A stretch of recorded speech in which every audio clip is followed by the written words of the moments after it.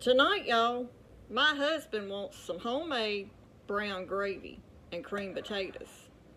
So I'm going to show y'all how to make country style brown gravy. Tonight we're making some homemade brown gravy to go with cream potatoes, and I'm going to show y'all how I make brown gravy. There's a lot of different ways, and this is just one way that we're going to do it tonight. We're going to go ahead into our skillet while it's preheating.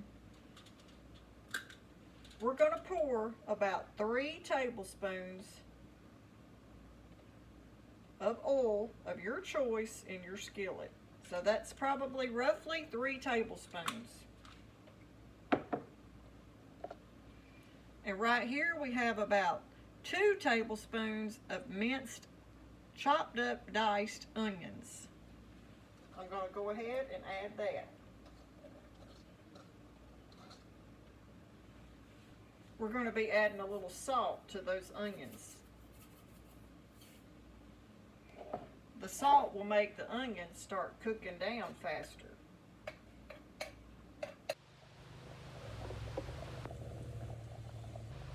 Okay, now that we've got our onions a little color to them and they're tender, we're going to go ahead and where we added 3 tablespoons of oil to that, we're going to add 3 tablespoons of flour.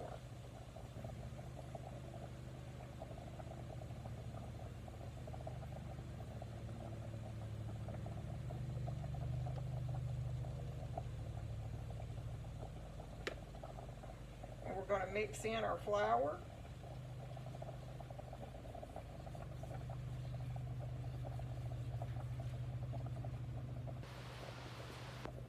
Just start mixing, and as that flour starts dissolving and cooking in that oil, that hot oil grease,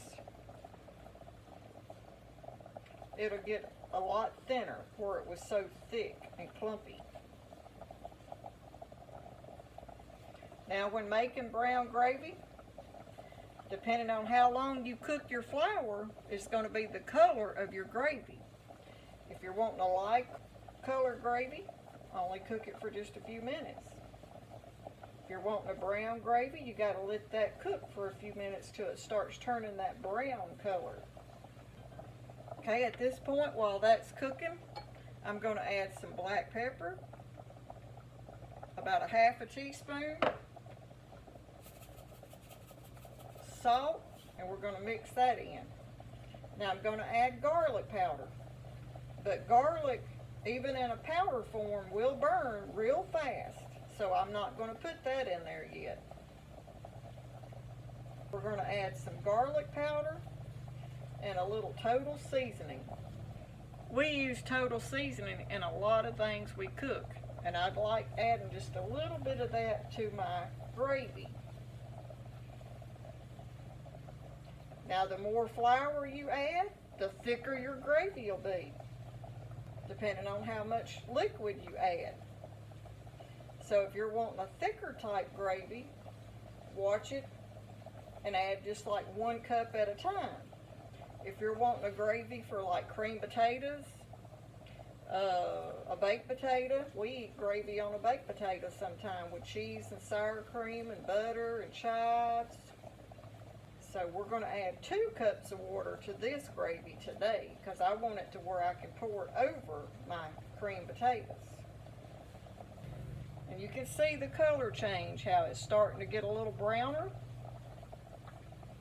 Now this one right here, at this stage, would be like a light brown gravy. But now Travis likes the dark browner gravy, like a beef gravy. Now I do have a recipe and a video on here where I made it with beef bouillon. You can do that too and give it a real beef flavor. But today I'm showing you how to make gravy basically with what you already have probably in your kitchen, and if you don't have any beef bouillon, how to make brown gravy without bouillon.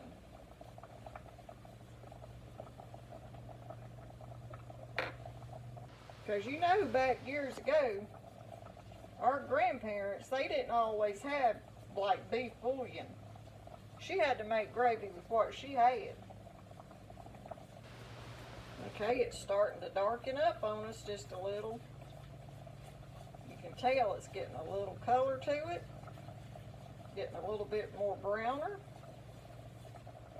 So now at this point, I'm going to go ahead and I'm going to add a teaspoon of garlic powder.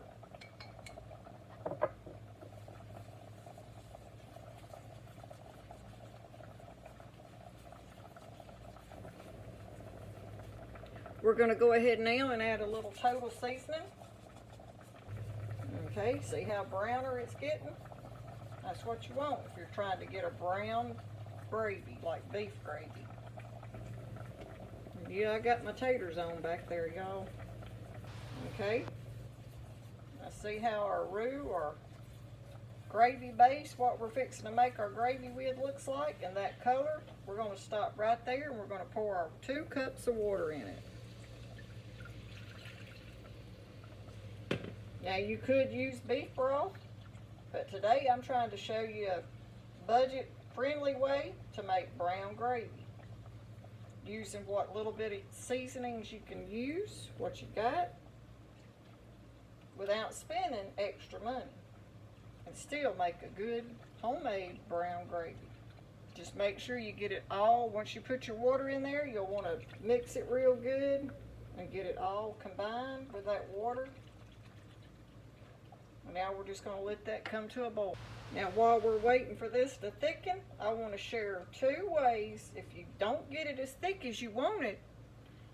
Like if you put too much liquid in your brown gravy, I'm going to tell you a little secret you can do to thicken it.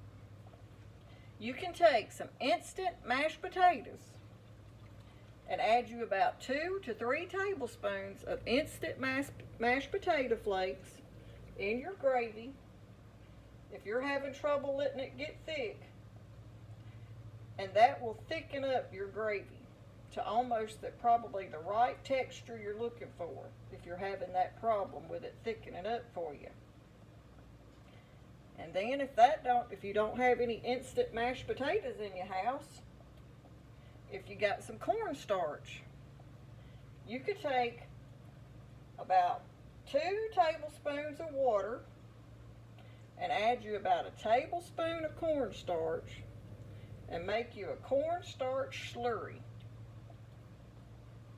That's what I call it. And add that to your gravy. Just pour that in there. And that cornstarch will help thicken up your gravy. But right here we done 3 tablespoons of oil to 3 tablespoons of flour to 2 cups of water. We'll see the texture of our gravy using that recipe. And then down below, y'all tell me if you think it's thick enough or not. Or should I have to add more flour or less water? But that's the recipe we're going by right there. Okay, it's starting to thicken. I'm going to cut it down. I hope if some of y'all younger gals out there that watch our channel are wanting to learn how to make gravy, this helps you. Most of the older people already know how to make homemade gravy, and some of the younger ones probably do too. But then I do get young ones that do comment that they enjoy learning new things if they didn't know how. And if any of y'all older ladies out there, or whoever's watching, know any kind of ideas that I didn't share about making brown gravy, please comment them down below and share them with us. Help give all these other people out there looking for videos on how to do something some ideas. If we don't all help each other and keep showing people how to do stuff, especially like the old ways we know, our ways we cook, our family ways that we growed up learning, they're going to disappear. The times are changing. So we need to help keep the old ways alive, y'all. It's funny how things have changed so much over the years. I think a lot of people's jobs, and it's just not like it used to be.